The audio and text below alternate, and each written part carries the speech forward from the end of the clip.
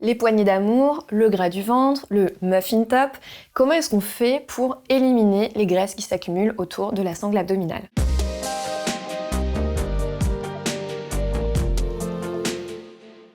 Je m'appelle Alexa Cornu, je suis coach et experte en physiologie de la femme. J'accompagne depuis plus de 14 ans les femmes autour de la périménopause, du postpartum et tout au long de leur vie de femme. Et une question qui revient en permanence, c'est comment on fait pour éliminer le gras autour de la taille, les fameuses poignées d'amour. Alors première chose, les idées reçues par rapport à ça. Il n'y a pas d'exercice magique, miracle, qui permet d'éliminer le gras au niveau du ventre. Ce qui est très important de savoir, c'est que les graisses, elles s'installent où elles veulent dans notre corps et elles migrent en fonction de nos transitions hormonales. Donc on le voit bien à l'adolescence, on le voit bien aussi quand on est en périménopause. Les graisses en fait se déplacent dans le corps et en fonction d'une même personne aux différentes étapes de sa vie, on va pas avoir les graisses aux mêmes endroits.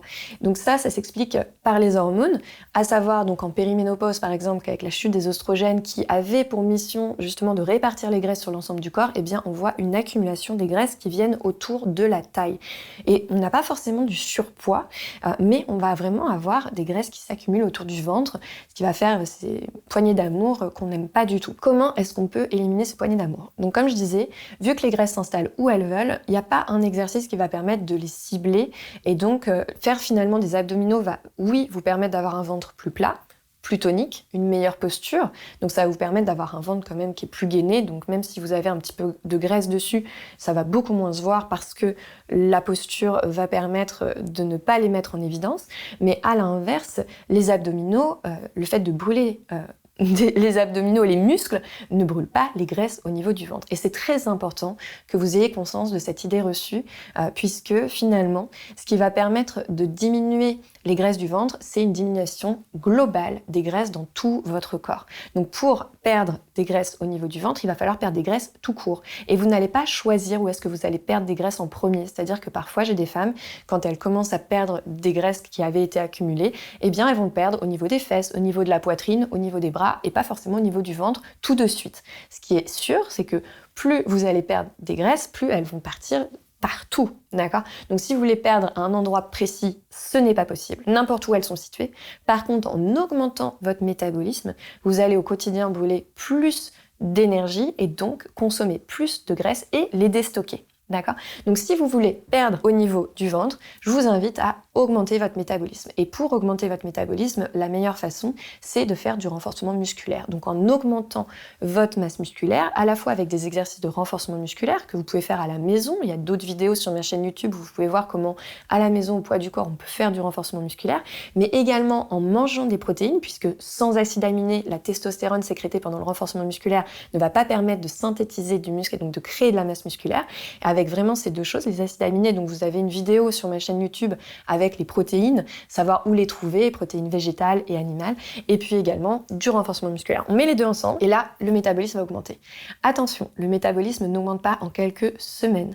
Il faut environ 4 mois pour que votre métabolisme augmente réellement. Ça ne veut pas dire que pendant 4 mois, il ne va rien se passer dans votre corps, puisque vous allez être plus tonique, plus gainé, vous allez vous sentir mieux, vous allez aussi voir qu'au niveau de votre silhouette, vous allez commencer à perdre de la graisse, mais avant vraiment que ce soit très significatif et qu'il y ait une perte de poids sur la balance, en général, il faut quand même attendre 4 mois si vous avez besoin de perdre du poids. Parce que si vous n'avez pas besoin de perdre du poids, en faisant du renforcement musculaire, il se peut tout à fait que votre poids augmente sur la balance, parce que le muscle pèse plus lourd, mais qu'à l'inverse, vous soyez plus fine, parce que vous allez perdre de la graisse, mais vous allez vous tonifier et vous pouvez être plus lourde sur la balance, alors que finalement, vous allez être plus fine et avoir un taux de masse grasse moins important dans votre corps.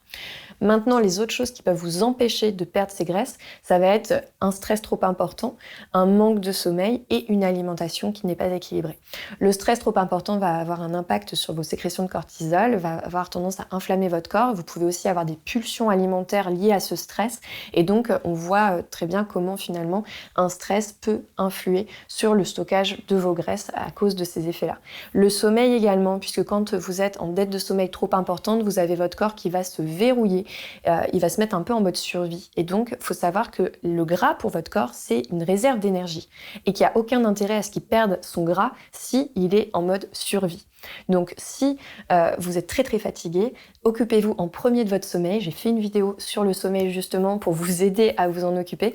Ça vous permettra en fait de pouvoir avoir du coup une bonne perte de masse grasse, parce que si vous êtes en dette, vous ne perdrez rien même si vous mettez en place tous mes conseils. Donc occupez-vous de votre sommeil en premier si c'est ça le sujet.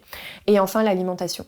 Alors l'alimentation, vous allez dire oui, faut juste manger équilibré. Oui, mais il faut manger aussi suffisamment. J'ai beaucoup de femmes qui sont sous-alimentées parce qu'elles mangent que de la salade, des légumes, mangent pas suffisamment de macronutriments, pas assez de protéines, pas assez de glucides de bonne qualité. Et donc au final, il y a un stockage aussi des graisses qui se fait, des réserves d'énergie, parce que en étant sous-alimenté, le corps fait des stocks et les garde. Et donc au final, on va être fatigué, on va avoir un métabolisme qui va être très bas, parce que quand on ne mange pas suffisamment, le corps il perd de la masse musculaire, et donc du coup, on va faire plus de stockage de graisse. En plus, on a plein de douleurs articulaires qui sont liées au fait qu'on n'ait pas une masse musculaire qui tienne les articulations correctement. Et donc, manger suffisamment, c'est important.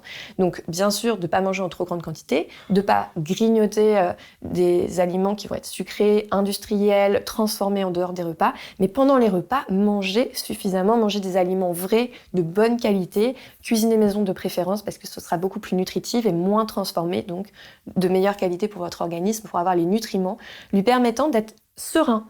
Parce que si vous avez un corps qui est serein, qui n'est pas stressé, qui dort suffisamment, qui a suffisamment à manger, vous allez être beaucoup plus à même, en faisant du renforcement musculaire, d'augmenter votre métabolisme et du coup, de perdre votre masse grasse et donc vos poignées d'amour.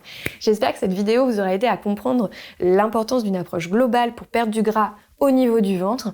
Et si vous avez des questions, n'hésitez pas à les laisser en commentaire. Je vous invite à regarder mes autres vidéos pour retrouver tous mes conseils et vous aider à être en pleine santé. Je vous dis à très vite.